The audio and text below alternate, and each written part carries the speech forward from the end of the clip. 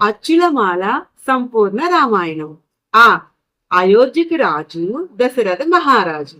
ఆ ఆయనకు ముగ్గురు భార్యలు. ఈ ఇలలో వెలిసిన శ్రీరామచంద్రుడు.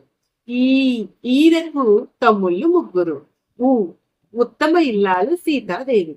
ఊ ఊర్మిళ లక్ష్మణుని భార్య మరియు సీతకు చెల్లెలు. రు ఋషులు వశిష్ఠ విశ్వామిత్రులు ముగ్గురువులు. ఏ ఎన్నడూ రాముడు తండ్రి మాటలు చెబుదాటలేదు. ఏ ఏడు ఏడు 14 వనవాసం చేశాడు. ఐకమత్యంతో వానర మైత్రి చేశాడు. ఓ ఒక్క బాణముతో వారిని చంపాడు. ఓపికతో శబరి ఎంగిలి పండ్లను తిన్నాడు. ఔదార్యంతో అహల్యకు శాప విమోచనం చేశాడు. అందరితో కలిసి వారధి నిర్మించాడు. ఆహా ఆహా అంటూ రావణుణ్ణి సంహరించాడు.